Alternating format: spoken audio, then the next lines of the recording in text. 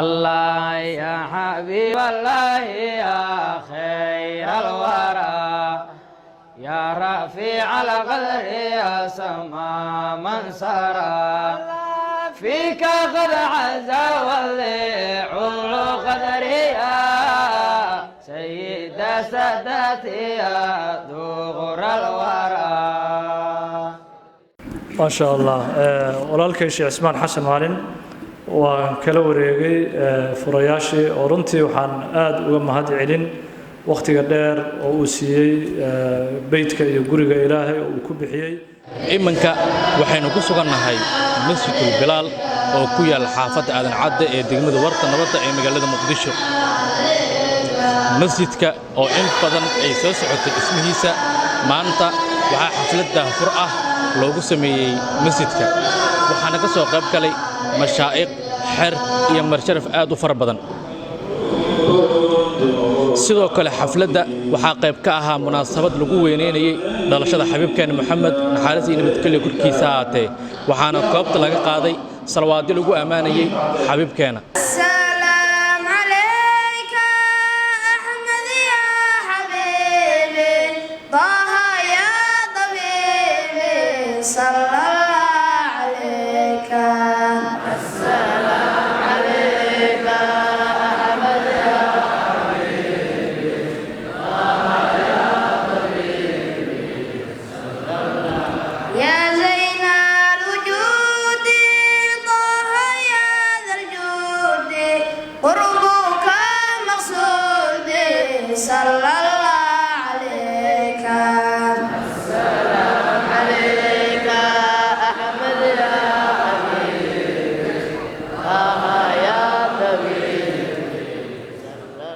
sidoo kale xafladda waxa qayb ka ahaa ka sheekeynta siirada nabigeena Maxamed naxariis iyo nabadgelyo korkiisa ahaatee waxaana soo jeedinayay mashaa'iqdii ka soo qayb gashay xafladda nabigeena calayhi salaatu wasalaam malaa'iktu ma qaayay karto waxa uu yahay rusushu ma qaayay karto makhluuq kale iska daa rabbul izza yaqaana waxa koobane iimaanka dhamoo lagu sheegayo waa maxabada رسولك عود عليه السلام ألا لا إيمان لمن لا محبة له إيمان ما له قفا محبة له بل فين هذا مركة قاركود مركة روح عليها حديث صحيح هاي لا يؤمن أحدكم حتى يكون هواه تبعا لما جئت به الرسول مرهم ما يسنو كعبري هذه لقى السوق عادنا إيمان كيسو كامل ما هو محبة الله أنت هذا إيمان مبج كامل مبج ريبة وحا مقامات كانوا قارا إيمانك كامل كاوي رسولك عليه الصلاة والسلام ومديسة وحا أبو خير بدن قفك وجعل أبو خير بدن فيري محبة وحا إيتاي وحا متفق لويهاي رسولك وحا أبو خير بدن ومديسة ومثل محمد روحي أبو محبة بدناي وهو ذا قرب إيسان يوهاي سيدنا أبو بكر الصديق وهي أبو بكر الصديق مال أنت وبحيا دذبح شوال أركي جهاد أنت وقال قال والله أركي وحوي مارت يا حالتك الصوم نبي عليه الصلاة والسلام نقول وينيها عدك ويني سوال أركي إلا المحبة محبة النبي عليه الصلاة والسلام أصحابته قلتين محبة ليش يقالته سيد أبو بكر عد محبة النبي وقاريس إلهي كون كان مكين ولذا هدي لقى خيابه أنبياء إيه خصوصا لقى خيابه إلهي سبحانه وتعالى سدح آيات أو اسكحها سورة الأعراف سدح ذا آيات واكتب لنا في هذه إيه واحد سدح ذا آيات وكب الله بني أيها إلهي وقتل مامي سدح باهيات oo dadka muslimiinta ay leeyihiin oo aad iyo aad u waaweyn waxa kaliya ay ku daboolmi karaan inay tahay mutaabacada midda koobaad waa raxmadda Ilaahay oo ballaaran oo Ilaahay subhanahu wa ta'ala boqol raxmadood inuu leeyahay nabiga oo noo sheegay boqol juz inuu raxmadiisa ay u qaybsamayso oo juz kasta ka mid ah cirka dhulka inta u dhaxaysa وماريتي محن إرادة بوحن كرو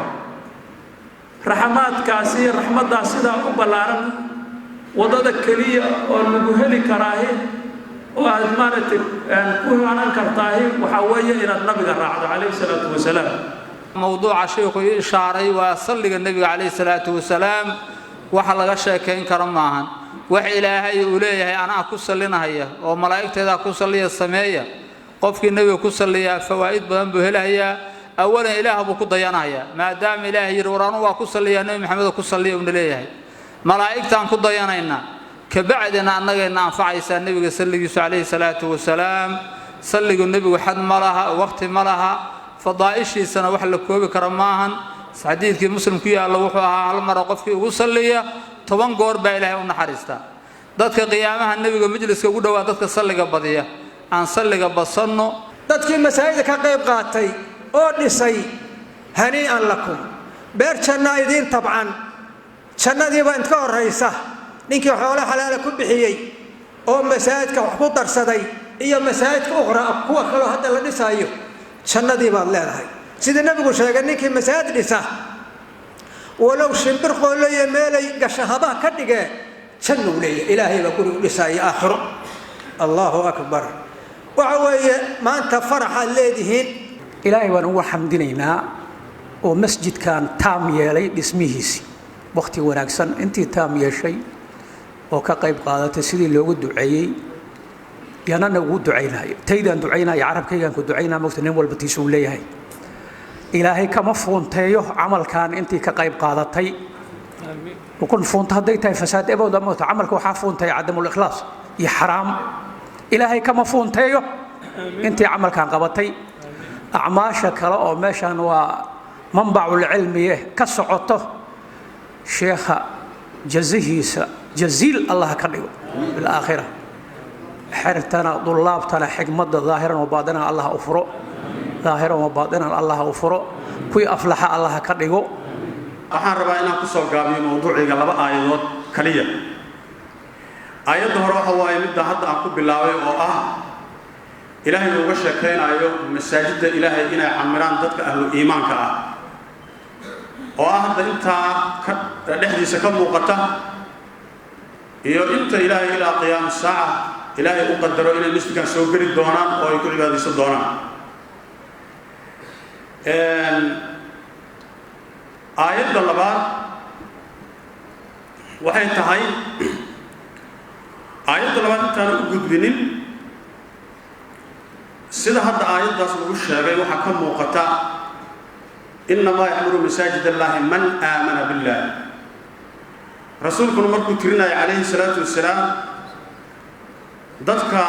hooska qiyaamaha harsanaya wuxuu ku daray رجل معلق قلبه بالمساجد وحوي المساجد وحي بكمديهين على مدها إسلامك دين تان هي سنة إسلامك على مدها بكمديهين وهو وين شعار الإسلام كا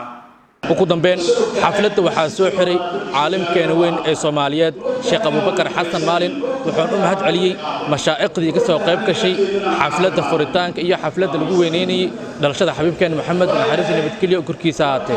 alxamdulillaah walaalayaal dhammaanteen ilaahay subxaanahu wa tacaala jalla sha'nuhu wa calaa dikruhu ayaan uga mahad celinaynaa majliskan quruxda badan inagu kulmiyey majliskaas oo runtii laba munaasabo oo qaali ah oo islaamka dhexdoodana ku weyn ilaahay agtiisana ka weyn halkan aanu isugu nimid labada munaasabo waxay kala ahaayeen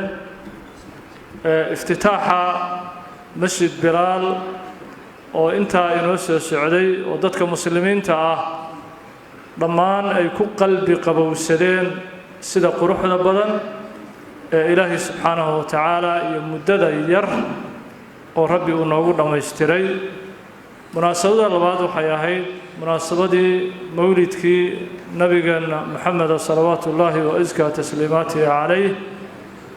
ورنتي باهي وين أن أقبني إن أن قلبنا يقلوبتنا وأن كؤدقنه ورنتي وحليه كرا ومجلس يزداد به الإيمان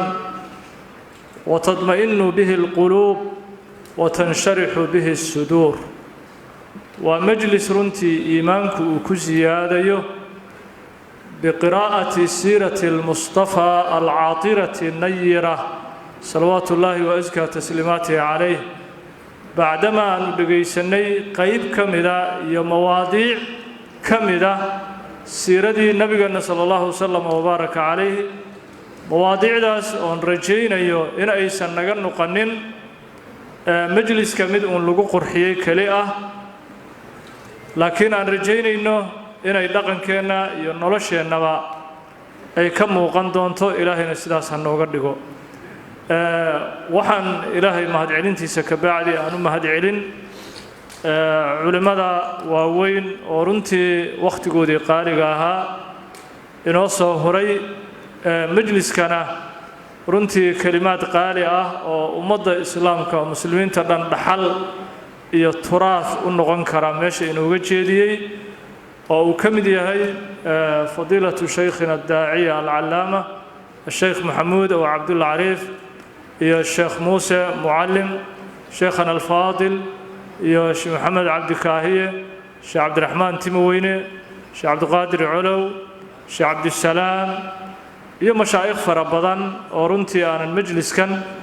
aanan ku soo koobi karin dhammaantood waxaan leeyahay ilaahay subxaanahu wa tacaala cilmigooda iyo cumrigoodaba allah noo barakeeyo xilliyadii amnigu jiray ayaa waxaa la dhihi jiray qofkaasi wakhtigiisu ii soo huray laakiin hadda qofkii kuu timaada waa inaad tiraahid naftaadii ayaad ii soo hurtay maadaama duruufo adag qofka uu kuugu imanayo duruufo adag oo lagu jiro maadaama qofku uu kuugu imanayo oo majliskii uu ku soo sharfayo waqtigii kaliya ma soo hurin qofkaasi naftiisiina uu soo horay culimada allah noo barakeeyo cumrigoodana allah noo dheereeyo ilaahay subxaanahu wa tacaala turaadka iyo dhaxalka ummadda ay uga tegayaanna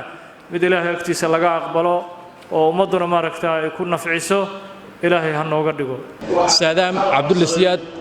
شبكة المتحابون في الله